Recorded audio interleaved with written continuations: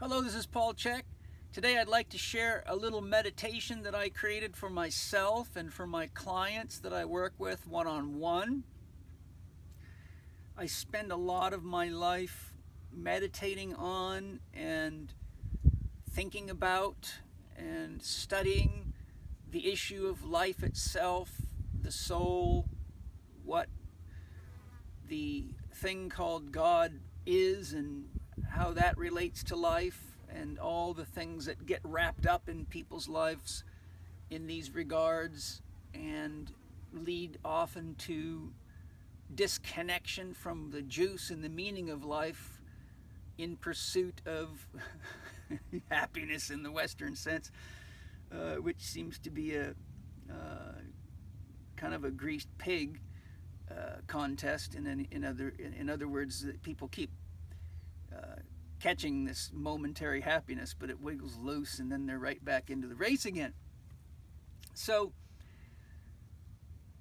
my meditation is called Embracing Silence, and what I found working with so many people for so many years now, I've been practicing for 32, almost 33 years, I think, is that even in myself, there's a lot of interactivity, and you often don't really realize how much goes on in the background of your mind until you try to meditate or do something that requires very single pointed focus. So then we find that there's just this constant influx of fluffy stuff popping out of left field, like beer frothing ceaselessly, and some of the thoughts are negative, some of them are judgmental, some of them are based on insecurities, forever comparing this to that, and the list just is endless. Then there's also other sources of that energy we call thought, which could be the environment itself, it could be the health of your body, your glands and organs, or your body, your structure. If it's not healthy, you're constantly sending messages to the central nervous system, which could be feed me some real food, give me some rest, please give me some movement, please breathe, please stop being so angry, we can't digest your food with all that tension down here. And so the person who's unaware of their body, which is a huge percentage of people in the world today, begins to suppress that because they don't really have enough awareness of what it means. We got a huge population now that can't distinguish hunger from thirst and keeps overeating when oftentimes it's just lack of water. We also have a huge problem with people that don't move enough and don't breathe well. And since breathing is the primary source of energy and life force that runs our metabolic functions and gives us the capacity to literally say we're alive, if we don't do that well, we don't effectively oxygenate our blood, and therefore our basic function of energy metabolism is shut down. It's like closing the damper on a stove, a wooden stove, so much that it starves for air and the fire just goes out. So if you're not breathing well, then the thing that happens is you eat it on or drink it on to try to compensate, and many of these things are easy to address, but people are so caught up in a way of living that is ultimately bought and paid for by large corporations who use television as a primary means of numbing you, putting you into a trance state, and then use the very powerful medium of light, which has an almost infinite capacity to carry information, to fill your head with all sorts of subtle cues and triggers that pull your strings without you even knowing it.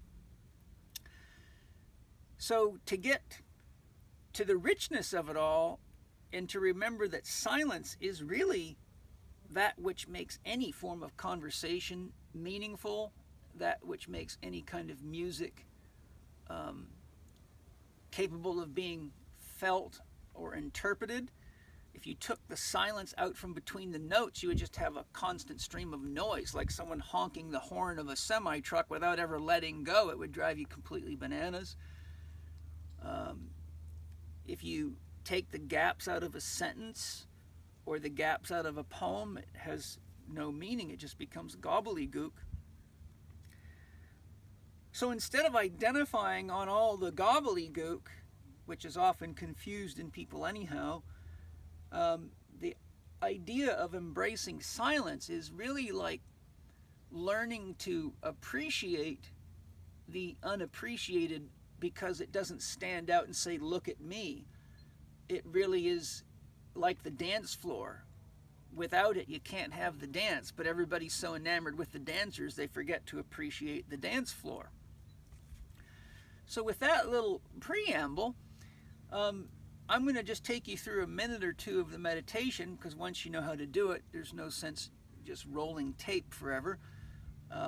Really, it's just a chance for you to go out and practice with yourself. Now, when I do it by myself, I say the words, I embrace the silence, and then if I feel, then I really just welcome the silence in me. I connect to it. I try to allow myself to feel the unmoved mover that's holding everything up from the atomic and subatomic realm upward.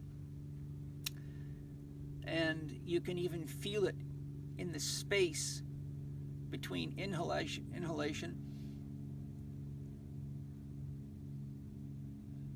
exhalation. There's a real natural pause right there because the body has oxygen, so all the kids are happy, so to speak, i.e. the cells. So there's a real nice moment for the ego to kind of just say, I can let go now, my needs are met. And then if my mind starts getting engaged in whatever, and I recommend you keep your eyes closed, or the whatever happens frequently, then I just state again, I embrace the silence. And then when you say that, you focus on the sound of your voice and the feel of your voice, so that you actually have brought in some vibration, and now you can have that contrast to experience the silence. So the way I teach the meditation with my clients or patients when I'm guiding them is they repeat after me. So when I say I embrace the silence, you say it, and then we go into silence.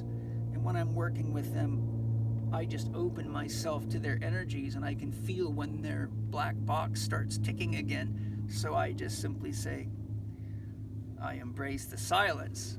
And they eventually come to realize, somehow Paul knows right when I'm thinking. And that's simply because it's not that hard to do. When you practice having a relationship with silence, you can get to the point where if a mouse farts a quarter mile away, something inside you moves, and I doubt you'll run and blame it on the mouse, but you will know that there's something moving, that silence inside of you. So when you're entrained on somebody and I allow them into my space, I can easily feel the activity. So it's not anything magical. So, ready to practice? Sit with good posture, or be in any posture that's comfortable. I'm not fixated on seated for meditation. I think the best position to meditate in is the one that's most comfortable to you. Then we want to remember that we want to breathe 2/3 of our breath through the belly and only the last third through the chest. And we don't want to force the breath. You don't want to have accessory respiratory muscles turning on. Close the eyes. I embrace the silence.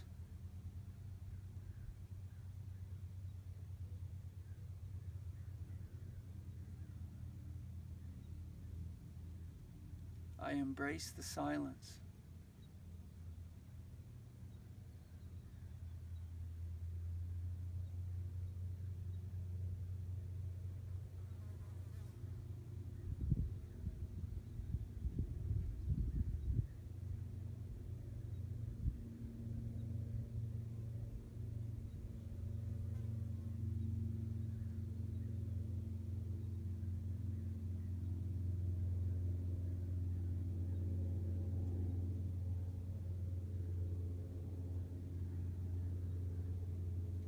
I embrace the silence.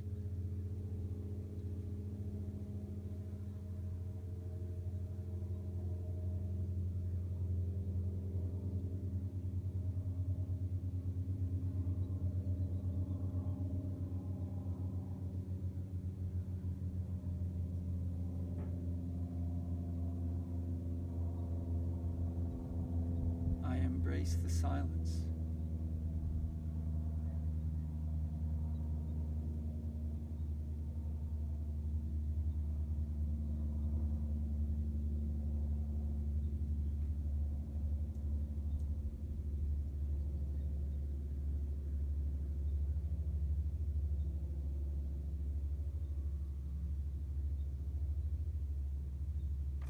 And I embraced that fly too. Thanks for joining me today, you guys.